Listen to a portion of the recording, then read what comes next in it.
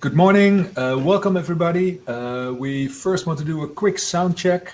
Can everybody hear and see us? You can always leave a message in the chat just to confirm that we are well heard by all of you. The chat is on the right-hand side in your screen. Yeah, I just want to make sure that chat works as well. Yeah, there we go. Okay, Martijn. we get at least one confirmation, which should mean that everybody can hear us. Well, let's just get going. Welcome to this webinar on realizing growth with innovation. This is the first webinar in a series of 4. And we are organizing these webinars because we've recently launched our corporate innovation playbook. And as you can see, we initially had over 1,500 downloads. We just checked this morning, and we're now even up to 2,300 in total. So we thought it would be a good idea, considering the interest in the subject of innovation, to organize a series of webinars around the playbook. Today we will deal with the innovation fundamentals as an introduction to the playbook. In addition to that, we will also highlight the 3 most important innovation challenges. And finally, we will also go into a case, one of our own projects actually, in which we will discuss how organizations deal with innovation, starting with ideation to validation, even up to the scale-up. Short introduction of ourselves. My name is Marc. I'm one of the co-founders of RevelX. I will be supporting Matthijs, our innovation guru and a co-author of our DARE book, which you can see here on the table. Outside the view of our camera, we have Rob, our commercial chief, who will make sure this webinar runs smoothly from a technological point of view. And Rob will also be monitoring the chat. So whenever you have questions along the way, you can always pose them because, as we always say, we would like to have these webinars to be a bit interactive. So we, first of all, have several moments where we have some polls, questions to you. But if you have a question, you can leave it in the chat. Sometimes we pick it up straight away. Yeah. And otherwise, we will go into, we will answer your question right after our presentation. We expect that we can do the presentation in around 30-35 minutes. So that should leave us some time to answer your questions afterwards. So I think that's about it for the introduction, and I would like to hand over for Matthijs now to actually start going with our presentation. To kick it off, yeah. So yeah, good morning from me as well. Just a little highlight about innovation, because everybody talks about innovation, and when we talk about innovation, we mean driving sustainable business value through so let's say building an innovation capability within your organization. And it really boils down to bringing together, opportunities from the customer perspective, the business perspective, and technology side, and marrying them up into let's say a new offering for your organization. And when we talk about sustainable innovation, we talk about creating new value in terms of turnover, profit, market share, and stuff like that. So a little bit about the context, and in our practice, we tend to work with companies who have to launch propositions which are either new to the market or new to the business, or both, and that's really where sort of the field of innovation comes in. Well, obviously you are interested in innovation, but why should you care about innovation? That's actually a question we get asked a lot by some of our customers. So why should we care about innovation at all?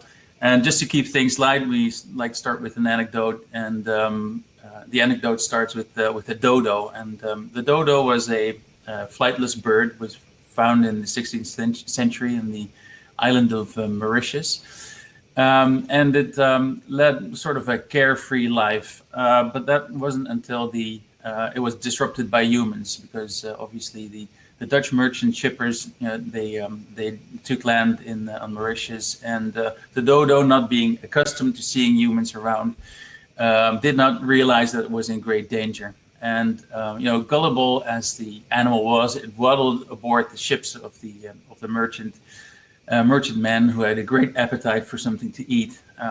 So basically, the dodo presented itself as a self-serving KFC bucket, and the rest is history. Some of you, or actually most of you, probably knows that dodo is now extinct. And well, as you know, as silly as the anecdote might sound, it's we see a lot of companies actually who adopt sort of dodo-like behavior. They don't see, the danger. They don't see the threat in let's say a new development within their market, or even within their organization. That's a serious problem because they don't innovate, and by not innovating, they will make themselves extinct.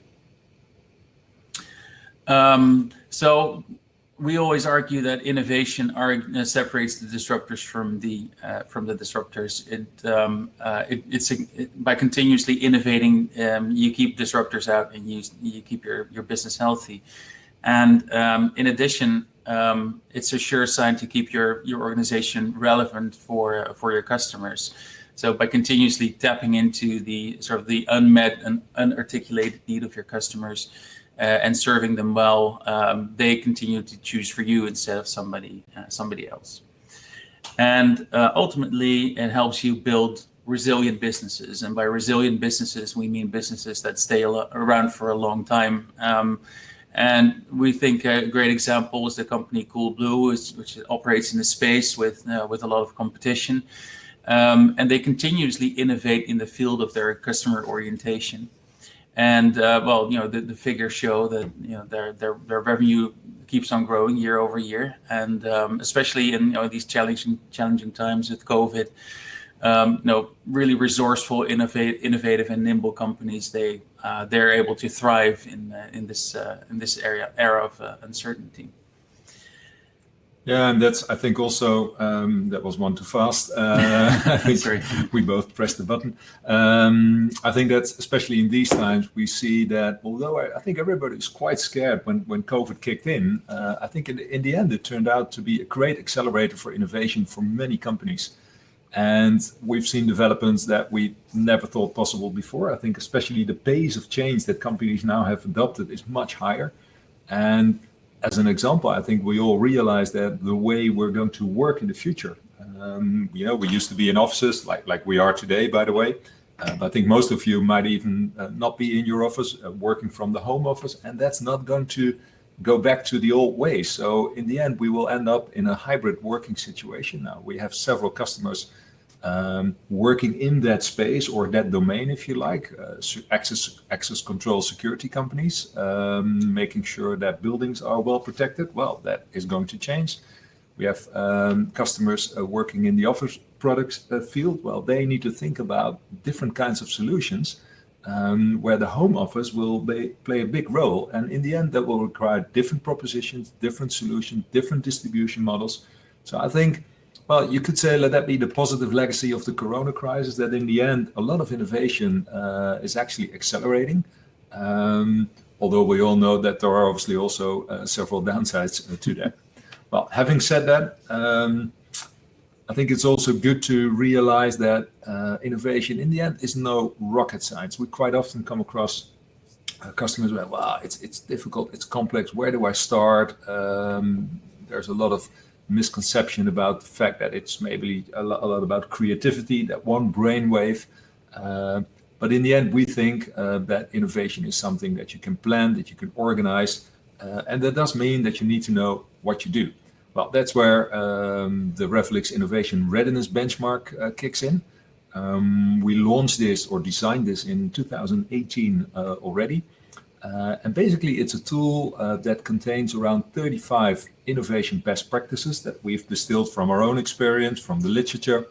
And you can use the benchmark tool as a sort of first step to measure your own innovation power on those 35 best practices. Well, we are currently at a point where we have 250 companies already in our database, which means that we can also give you a very interesting comparison with those companies. And we have companies ranging from very large corporates to smaller scale-ups. We have very successful innovators. We have companies who have still a lot of work to do. But I think in the end, it's also acknowledging or underlining the fact that a lot of companies now realize they need to do something with innovation, and that starts with an understanding of where you are today. By the way, on our site, the Innovation Readiness Benchmark is available, so you can do the survey online. It's free.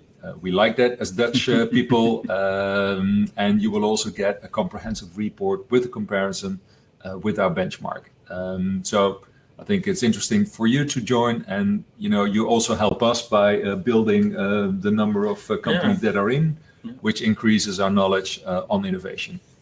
Well, as you can imagine, if you then look at the data of those 250 companies, you get a lot of interesting insights. And there's also a word of caution here, because there is still work to be done. What we see is that 65% of the participants rate the disruption risk for their industry on a scale of 1 to 10, 7 or higher, which means that there is quite a serious risk of being disrupted. At the same time, only 25% rates their innovation performance as good. There is, by the way, a large group who says, well, it's kind of okay-ish, but we argue that, okay-ish is not good enough. It's not good enough, no. You really have to be good at innovation, especially if you think that the disruption risk is high. And within that benchmark, we also see that still around 47% of the companies does not yet have a well-defined innovation strategy. I think we are now at a point where basically every self-respecting business has its own corporate or business strategy, if you like. But increasingly often we see that companies now start thinking about having a separate innovation strategy as well, which should of course be sort of linked to your corporate strategy. Yeah. But in itself, this is quite an insight that the disruption risk is high. We're not happy with the innovation performance, and we also do not really have a clue on how to improve that. So that's as a word of caution, from our benchmark. By the way, there is a lot of good news there as well. One of the other insights, which I just want to share now, is that what we see there is that the role of innovate or leadership in innovation is actually one of the most defining best practices. So it all starts with the leadership of the business. If they start taking it seriously, then there is a good chance of becoming what we call a best-in-class innovator.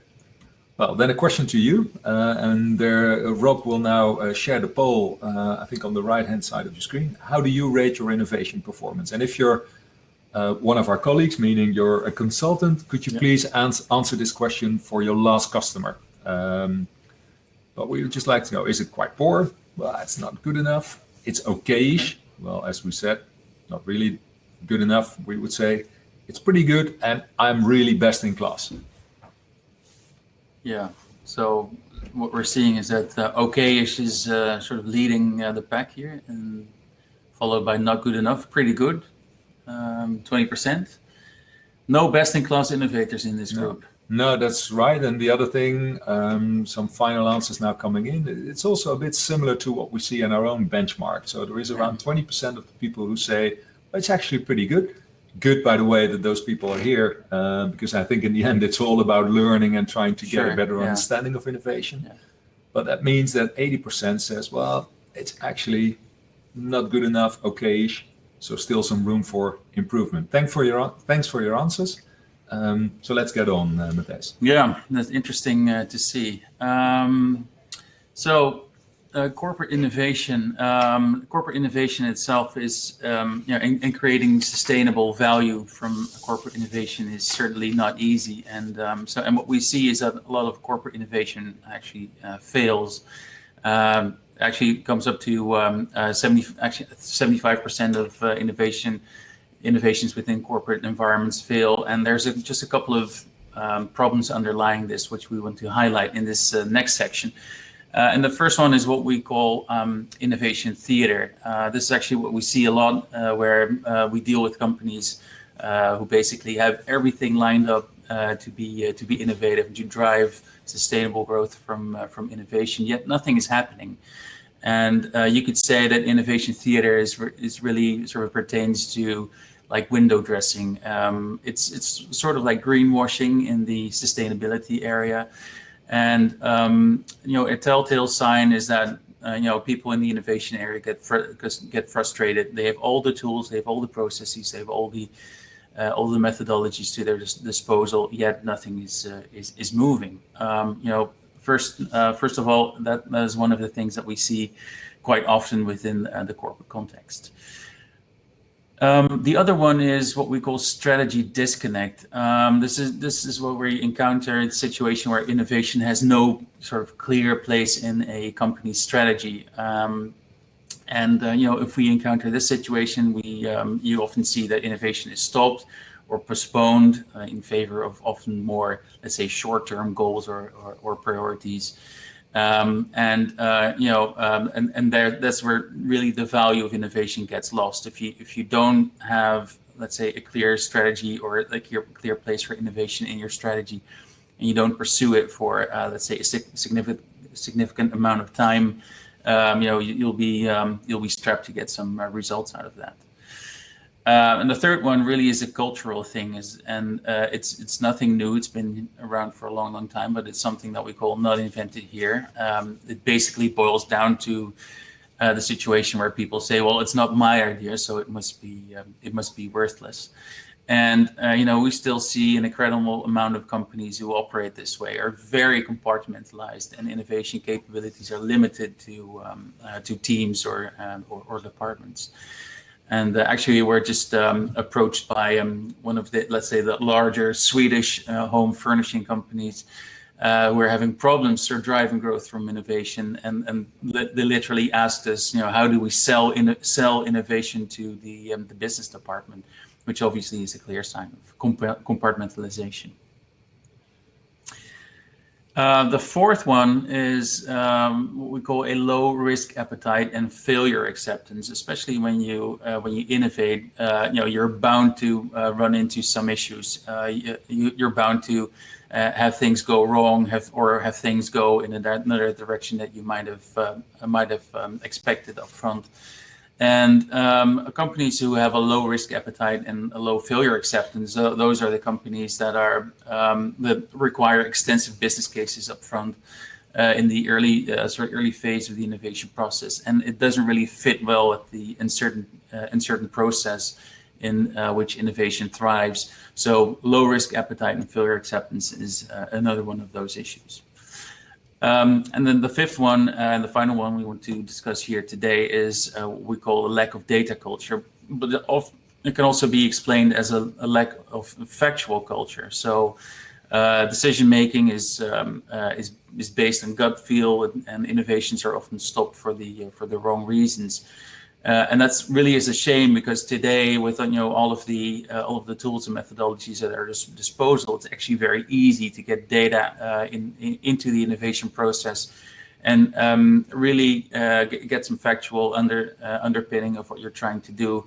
But you must be open to act on what the data. Yeah, and if I may add on that, Matthijs, I think especially here on data, the customer validation is absolutely crucial. And you mentioned that it's often gut feel. Yeah. Well, we are now working on a case which I cannot mention, but it's actually a fundamentally new type of product within an existing category. Yeah. And everybody within the company says, "Wow, this is great," and we've thought about it. And then we ask the question, "Okay, but have you already shown this to your customers or your potential customers?" Well, no, we did not. Well, we showed it to other designers. Well, then you get sort of a groupthink. Yeah. What we've just done using a specialized market research company, and we're now actually validating the product and the whole proposition. And actually, it turns out that we still have some quite serious challenges there. Yeah. And they were about to make an order of around 10 million euros in the supply chain to commit to sourcing this product. So I think in the end, we're happy that we've done the validation. Yeah. Instead of going on pure gut feel. Yeah. And essentially by doing that, you're actually assessing or addressing the fourth issue here, which is low risk appetite. So you're actually de-risking that innovation process by finding good data. So we want to turn our attention to you, our audience, and we have another poll lined up. So Rob, if you can put it on the screen. We just discussed these sort of 5 areas of failure for innovation within the corporate environment, and we're just keen to learn from you which one is dominant within your organization. So is it innovation theater? Is it strategy disconnect? Is it non-invented here? Is it low risk appetite and failure acceptance, or is it lack of data culture?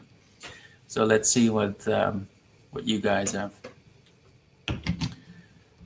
Ooh, not invented here. Hi. That's an issue, huh? It's actually quite spread, evenly spread over the 5 categories. So let's wait for some of the last answers to come in. Well, at least it shows that we have 5 relevant issues here, because exactly. everybody, at least several people recognize them. Yeah. So the good news is that strategy disconnect is relatively low. If you can make that decision out of the limited amount of answers we have here, but. So it's like Mark's saying. I think it's a good sign, or at least it shows that you guys recognize what we talk about, and maybe we should talk about how to overcome these. These issues, and I think that was one of the questions in the chat. Was Marcel who asked that? Is it besides the reasons why innovation fails, which you could, by the way, also flip around, because then you have one of these success factors. Yeah. There are also some critical success factors for innovation. What are those, to your opinion? That's a question asked by Marcel. Yeah. And well, the easy answer would be, Marcel, what you could do is have a look again, as I said, at our innovation readiness benchmark. Because we've collected 35 of those best practices or success factors for innovation, grouped them in around 7 categories. So those, I think, will give you already a good clue on what those success factors are. And as I said, leadership is a critical one. Customer orientation, by the way, is a good second one. Mm-hmm. I will now highlight a couple of them. It's obviously impossible to go into all 35 in great detail. Sure, but maybe this is a good time to plug our. Oh, it's promo time. It's promo time. It's promo time. Sorry. Because I wrote a book together with our colleague Eric on success factors for innovation in this digital era, and it's basically the subtitle is called the mindset for successful innovators. So that already gives it away a little bit, that we think mindset and culture are some of the critical success factors for innovation in any organization. But Marcel, read the book, and you get the lowdown of all of those success factors in just a couple of hours of investment. Yeah, and by the way, DARE stands for Matthijs. Maybe that's good too. Okay, yeah. So the mindset DARE. So DARE is an acronym which stands for defiance. So are you able to defy the status quo? It's about adventure. Are you willing to take an adventure? Are you willing to experiment? It's about realism. Obviously, we have to make money in the end. And the E stands for endurance, which basically talks to the stamina that you need to put into the innovation process. So there you go. More information about DARE on our website, and there's also a link there to buy the book if you want to. And then Manon asked, and then we will go on with the webinar, how do you convince your client they need this? And then I hope with this, or I assume with this, you mean, investing in innovation. Yeah. I think that's an interesting one. Sometimes it's actually because they see their business is under pressure, and they sort of feel that, if they don't do something, it will go wrong. But we also quite often see that the leadership is not so much convinced, but the people below that. Yeah. And that's, again, where, for example, our innovation readiness benchmark is also a useful tool, because we quite often use it in sort of an in-company setting. Yep. Where we show the leadership, well, this is how you perceive innovation, but this is actually what your middle management thinks about it. And there's quite often a gap between how senior management thinks it's all going and how middle management perceives that. And quite often senior management thinks it's all hunky-dory. And in the end, people don't see a lot of that happening on the day-to-day reality because, for example, they are pressed on budget. Yeah. We will come to that later. Well, innovation, in a sense, really is a change process within an organization. So, it's not like there's no quick fixes. So that's a nice bridge to the next topic, which is about getting your fundamentals in place. And there's a lot that we can say about it. Time is limited, so we will just do a couple of highlights. First of all, develop an innovation strategy. If you don't know where you're going, I think that's always a hard challenge you then have. For that purpose, by the way, we've developed a very simple innovation strategy canvas, which is also available on our website together with many other canvases, by the way.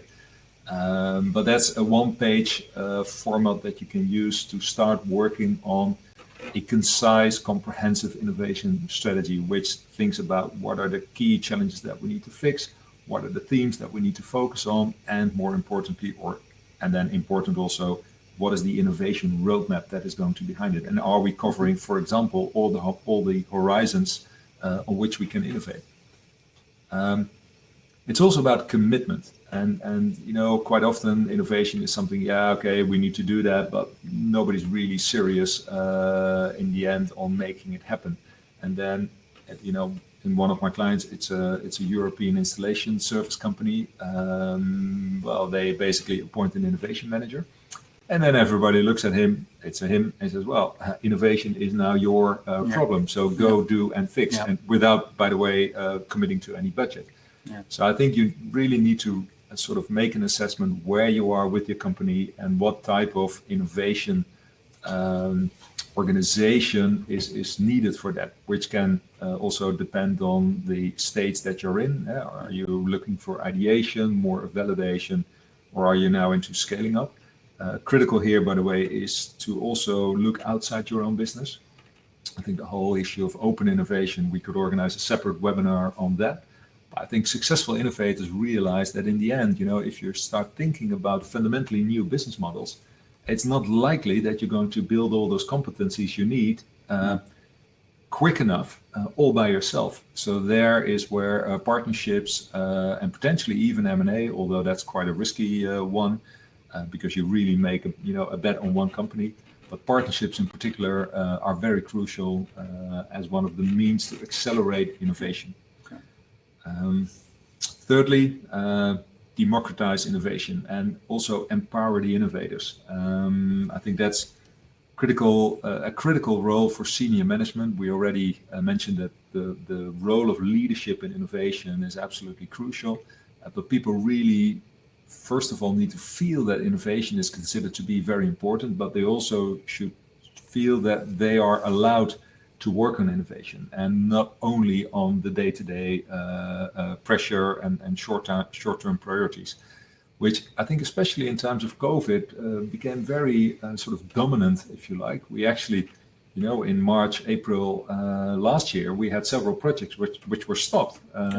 Even, the customer had already committed to doing that. And they said, well, now we just have to fix the basics. And then only after a few months, they sort of realized, okay, the world is still turning. Actually, it's not so bad for us. And they started to work on those projects again. But this is really about making sure the empowerment is there. De-risking, innovation, that's a bit of a paradox, if you like, because innovation is about taking risk. But it shouldn't be about taking unacceptable risks or big bets that can actually ruin the company. I gave the example of the customer we're now working for. They were about to commit 10 million euros in sort of product sourcing, on a total turnover of 35 million a year. So that's a huge investment relatively.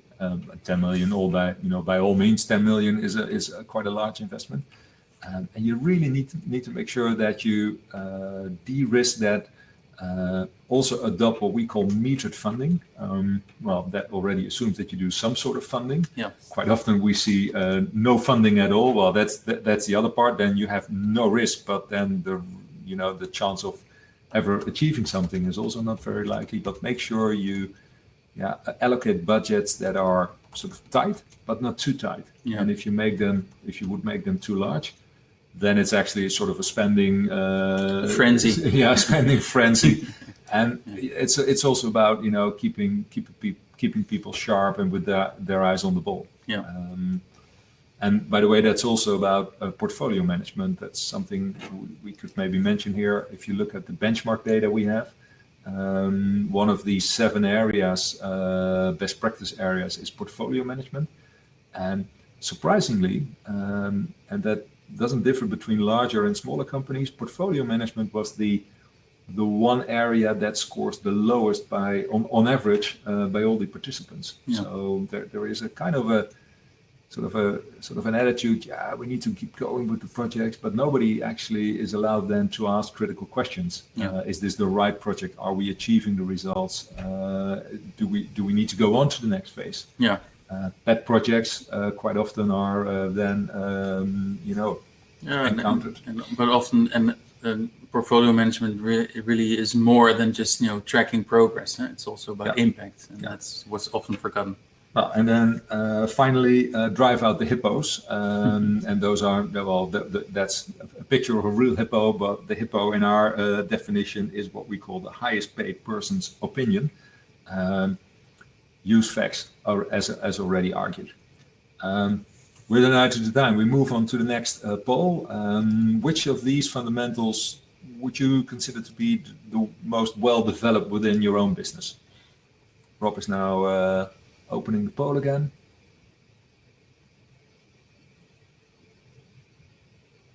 There's a bit more thinking going on here. Yeah. At least the answers are now coming in. So commitment, empowerment, metered funding. And again, this is a selection of fundamentals. There are a lot more that we could discuss. It's really good to see that commitment to innovation is scoring high. Yeah, that's excellent. I think that in the end, it all starts with commitment, and then which is also, I think, about mindset, isn't it, Matthijs? Yeah, that's true. Yeah. Okay, so now that we've discussed those sort of business fundamentals to innovation, let's turn our eye to the challenges that we're facing as corporate innovators. So really, as an organization, we go through three main challenges, and the first one is what we call the ideation challenge. It's it's making sure that you have enough innovation opportunities on the radar. It's about making sure that your innovation challenges are not just short-term glitches, but also address a longer-term perspective. And ultimately, it's about selecting those most promising innovations for your business. And what we see in practice is that from an ideation perspective, there are two types of companies. There are either the companies who have what we call a dry ideation pipeline. In other words, we don't know what we're going to do in terms of innovation for the next couple of months, maybe years ahead. Or we see the type of companies that have sort of their cup is overflowing with new ideas, and they have trouble selecting the most promising ones. Moving on to the second challenge, and we sort of discussed it briefly already in this presentation, is what we call the validation challenge. And the validation challenge is really, how do we assess the merits of an innovation idea? So how do we make sure that we see the true potential of new ideas, and also to avoid unjustified investment in bad ideas or hobby horses. And Marc, you just talked about the hippos. We talked about fact-based decision making. Obviously, and I think you will recognize this, in the audience as well. Some type of C-level, person comes and says, "Well, we really have to invest in this new innovative area because really I believe in it very strongly." And really, as a corporate innovator, it's your job to validate those ideas. And quick validation is also a good way of beating competition to the market. And then the third challenge that corporate innovators have to go through is probably, I think it's the most difficult one in organizations. It's great to have good ideas, we can validate them, but then building them into a sustainable and growing business is something which is quite challenging. And so the scale-up challenge as a third challenge really boils down to, how do I turn on the right growth engines for this innovation within my organization? But also, how do I create the right conditions for growth? Marc just talked about the notion of air cover. How do we make sure that we manage sort of the sort of the symbiotic relationship between the core business and innovative new ideas. And that really is a challenging thing. As obviously, Marc said in the introduction, all of these three challenges are covered in more detail in our playbook. Yeah, and to add on that, and maybe a short remark on the scale-up channels, what we quite often see is that companies approach us and say, "Well, we're struggling with the scale-up, and can you help to make that happen?" Which is basically what we do, realizing growth. But then quite often we see that they actually forgot to do the validation. So they had a great idea. Yeah. It was implemented at one customer, which is always good because then you have sort of paid product development, you could say. Yeah. But then it was going directly into sort of a scale-up mindset. Let's go and sell this to other customers without actually a good validation on what is the proposition. Yeah. So that's one. And on the three challenges, as I said in the beginning, after this webinar, we will organize another 3 webinars. And each of those challenges will have its own separate webinar. So Matthijs now gave the sort of the high-level overview. Super high-level overview. Super high-level overview. But if you're more interested in either ideation, validation, or scale-up, just know that we are going to have separate webinars on those 3 topics as well. And maybe as a spoiler alert, if you're a Dutch native, then we already have them in Dutch on the website. So if you want to look at those, that's fine. Okay, that's a great way of presenting it as well. Anyway, so like we said, a lot of this stuff is covered in the playbook, and which is paper and theory. And so we also want to address some let's say practical examples within these sessions. So we want to talk about this one of our, I would say, I think most loyal clients, BDR Thermea. It's a company that's in the heating, ventilation, and air conditioning space. I think world leading, and we've been working with them for over 10 years. So we're very grateful for that. And also grateful that we can share this case. And grateful that we can share the case, obviously. Just a little bit of background. So BDR Thermea in the Netherlands operates under the brand name Remea, has a myriad of brand names in other markets. But its origins date back to the early 20th century in Apeldoorn, when it was called Van Rekem Metaalhandel, and they were producing tubular steel and bauxite stoves and even bicycle frames. So quite interesting. But it turned into a world-leading company in 2009 when it sort of merged with Baxi, Dietrich, and Remea into one organization of 6,000 employees in 70 countries with quite a significant turnover and a notable position within this market. The heating, ventilation, and air conditioning space has changed quite dramatically. Obviously, there's demand for climate-friendly solutions, and there's a lot of interest in that currently.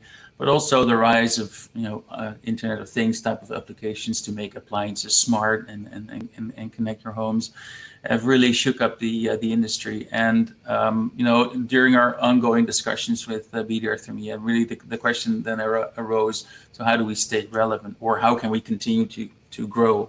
And we're again very happy that we've been able to work with BDR Thermea on this topic. So maybe Marc, you want to dive into that? Yeah, we will go in. And just as a background, they have around 400 people working on product development. Yeah. Because these are kind of serious products also in terms of the testing and the legislation and so on. So innovation was very much their core focus, but also very much focused on the products. Yeah. And with then companies like Google Nest moving in, taking ownership of the customer relation, then the question was, okay, are we at risk of being disrupted? And what we did, on request also in good cooperation with their management board, it says global 20, the one has missed because it was actually the top 120. Exactly. We organized a DISRUPTR game end of 2019 for 120 people. We had 16 teams working in parallel in kind of a game format. The DISRUPTR is basically a pressure cooker game format we designed. to start thinking about, okay, if we want to disrupt our own business, how would we go about that? So if we have a blank sheet of paper and we have unlimited resource, how will we go about disrupting or destroying BDR-THEMIA, which is an interesting challenge we gave to the management. And there were a lot of ideas coming out of that workshop, ranging from fundamentally new product propositions, but also a lot around service propositions, data-driven, and that there we could see that would require quite a fundamental shift or transformation of the business. One of the propositions that came forward was what you could call as climate as a service. Well, I think there was a lot, especially with product manufacturers, around servitization. But the basic idea was, why not sell customers climate as a service for a fixed amount per month, instead of selling them quite an expensive piece of machinery, which is only becoming more expensive with all the heat pumps kicking in. So actually the investment becomes almost too high. But we can offer sustainability, profitability. We can include financing for both B2B as well as B2C customers. So that's where we sort of took off, and we've been supporting this project for around 2 years in total, which I think also shows that coming from an idea to a fully validated and scalable proposition just takes time. There were a number of pivots that we had to make in the end. I think we quickly concluded that we had some ideas on how to organize the process. It was done, by the way, in close cooperation with a lot of partners, as I already mentioned earlier. Initially, we thought we're going to sell it on a B2C level. We switched that to a more B2B proposition. We found out that new build renovation is actually the way to go, and new build even more so. So we did quite a few serious pivots, all the result of close validation in the marketplace with their customers. In the end, and you can look it up on the internet, Climate at Home is now their proposition in the Netherlands. I think here again, Arthur van Schijk, who is the managing director of REMEA in the Netherlands, I think that again shows that commitment and leadership is crucial, because he really, went against sort of the dominant belief that should be all around products, and he was a firm believer that this was the way to go forward. And now it's an organization, and in one of our next webinars we will go even in a bit more detail into this case. That's realizing triple-digit growth year on year. It's growing very fast, very successful, and it's actually one of the ways where the company can really transform its business model. Yeah, and I think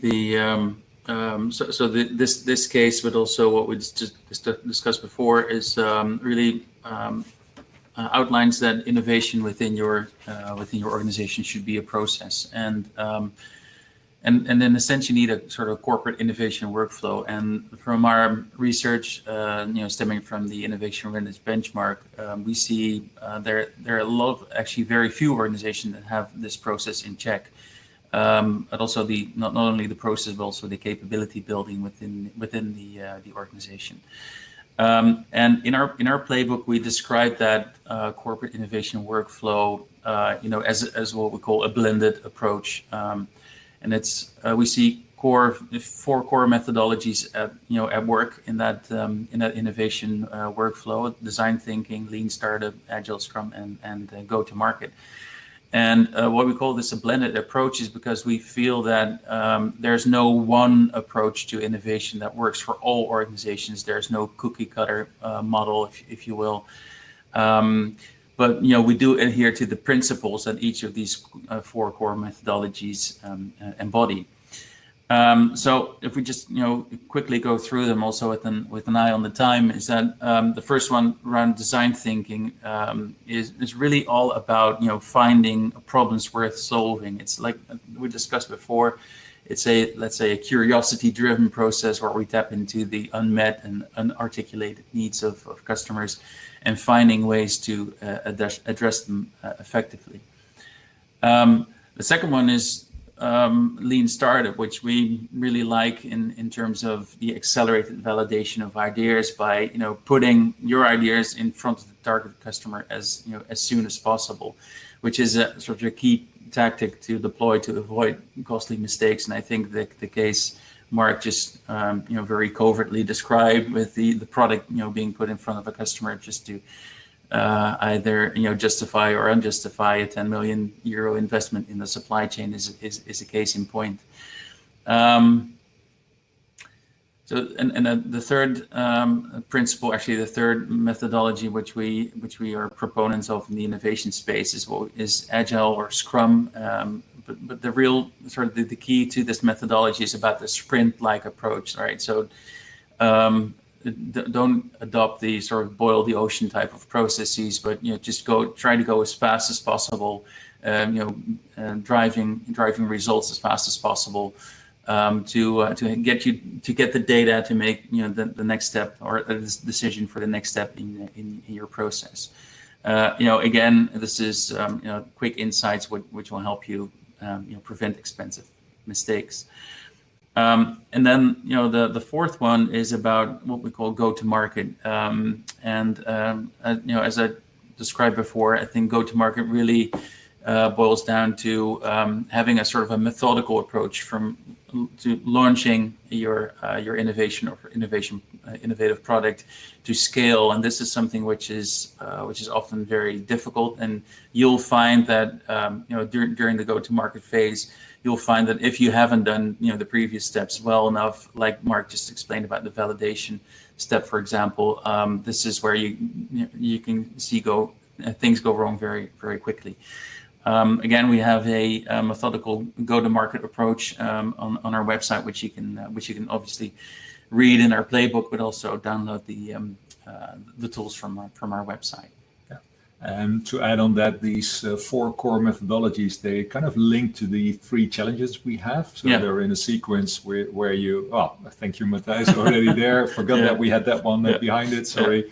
And in each of the follow-up webinars, we will then also dive into more detail on design thinking, lean startup, agile, and so on. Because again, we're just now giving the very high level. The very high level. Exactly. So again, sorry, Matthijs. That's okay. No, this is the summary of how these methodologies link to each other, but also how they link to the 3 challenges that corporate innovators encounter when driving innovation through driving growth through innovation.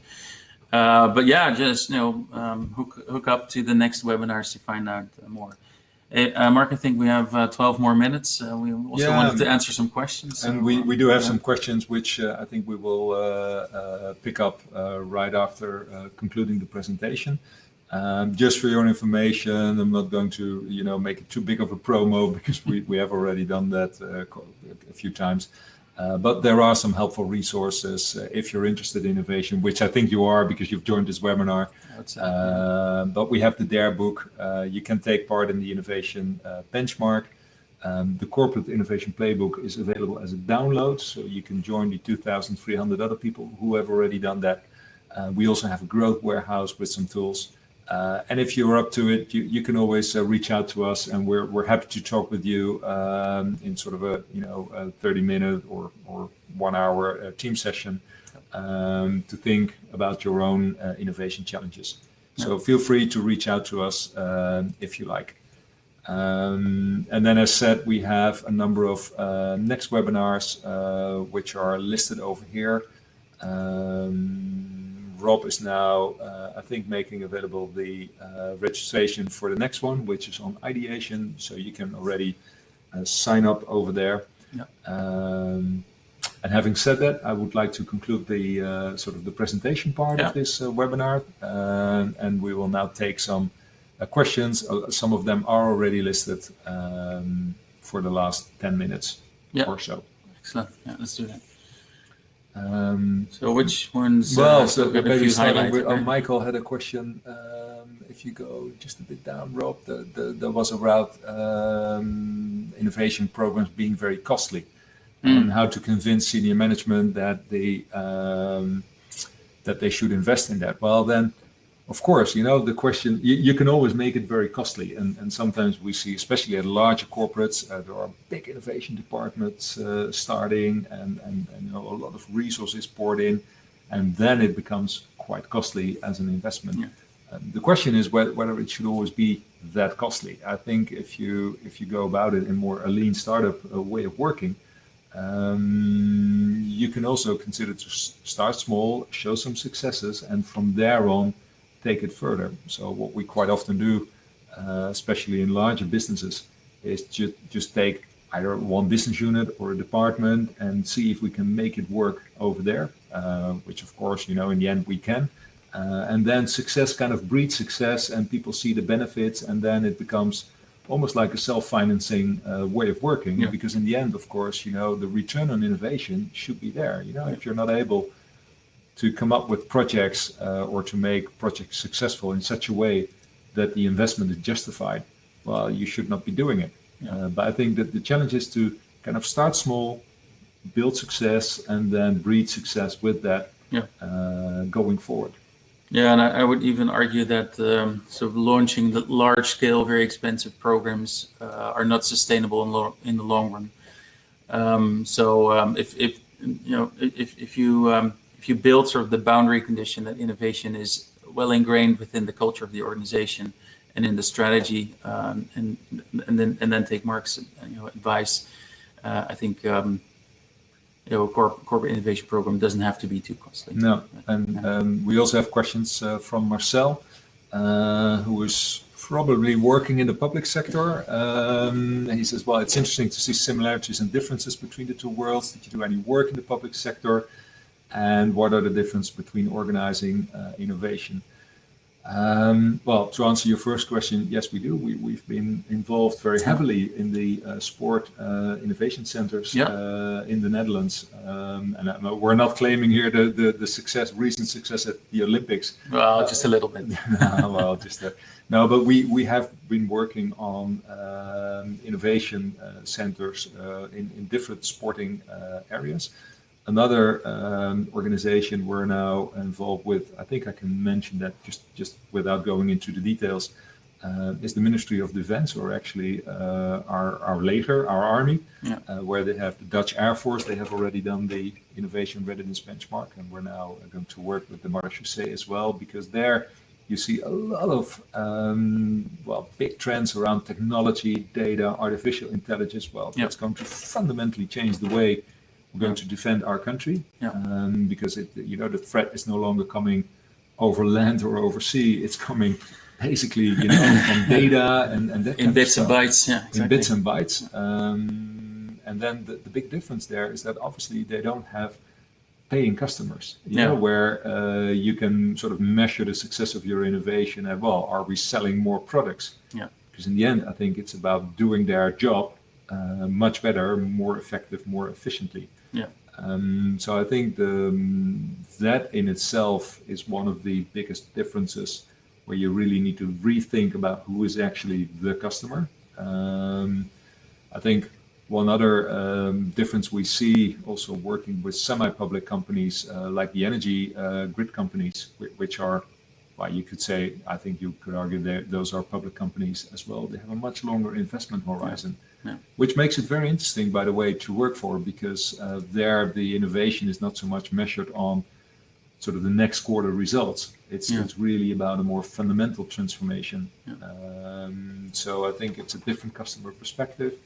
It's a longer innovation horizon, and maybe you can tell something about your experience in the sports innovation. Yeah, you just touch upon our work for the military police and for sports innovation, which is actually a program driven by the Ministry of Health and our Dutch Olympic Committee, which we've been supporting for close to 5 years now. And I think one of the key things is they're often driven by subsidies and money which is brought in from the public domain. And they're really having a good sort of innovation process is fundamental to also justify the innovations that we do or that we make in innovation.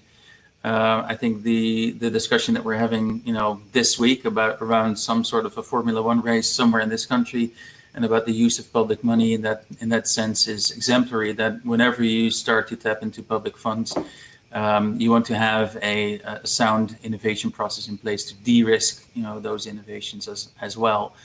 So I think it's what's quite interesting is that, well, the question was, do we see any differences between the public and the private sector in that sense? I think it's very interesting to see that, public is starting to look a lot more like private, nowadays. And that's because we, part of, our work, but a lot of colleagues in this innovation space, they're proponents of these, let's say, innovation best practice and innovation methodologies, which bring sort of a business sense to the public world as well. So there are things to be learned from both aspects. Yeah, we have some questions from Matthijs and Willem, which I suggest, Rob, you take up outside the webinar, because they're quite specific about our experience, and I don't want to make this kind of look what we've all done. Yeah. But we will come back to those questions. Maybe a nice question as a final one is Manon, who's asking, what brought you to offer this very valuable approach as an open source? Well, first of all, thank you, Manon, for the compliment. I take this as a compliment. But I think in the end, it sounds a bit corny, but sharing is caring. We firmly believe that, in the end, innovation is around sharing knowledge, sharing information. We don't consider this to be sort of, well, it's no problem. We have quite a lot of competitors also joining our webinars, which is good, because in the end, I think it's all about what are you going to do with it. Because the frameworks itself, they're interesting. Everybody can download the book. You can email it to all your colleagues, but then not necessarily things are going to change. No. So we firmly believe that, if we spread the word, then innovation becomes more popular, which in the end, let's be honest, is also good for our business, because that's what we do. But we also like to share stuff, and because it's in the end also given us insights. Think about, for example, the innovation readiness benchmark. Companies share information with us. We learn from that, and together, I think we kind of build our insights and knowledge on the innovation domain. Yeah, I mentioned that innovation is a change process, and key to change processes is that you learn, that we learn. We on a day-to-day basis, we still learn from what our customers tell us and what kind of situations we encounter, and I don't see this. Well, again, like Marc said, thank you for seeing this as a valuable resource, but it's not proprietary to us. There's I think there's an innovation domain which is quite rich, and so we're happy to share. Do we have a last question, or is I think we have 2 minutes left. Marco says, you mentioned the importance of data relatively together in the B2C, but how to do this effectively? And then it says, again, B2C, so maybe you mean in the B2B? No, B2C, yeah. Oh, I think, so there is a reticence from sales and marketing to go existing, because so half-baked ideas and MVP products. I understand. I think I understand what you say. So there might be some sort of a risk in taking ideas to your customers, which might have to do with reputation. But hey, if you want to be an innovative company, this is what happens. The largest tech companies out there in the world, like Apple, like Google, like all of them, they take their half-baked ideas and MVP products to market. I think Google and Facebook launch about 50 MVPs per day. Which is in the end all around mindset. Having said that, we're 1 minute before 10. I think a lot of people will probably have to move on to the next appointment. Some of their Zoom meetings, probably. Yeah, exactly. Thanks for joining on behalf of Rob and also Matthijs.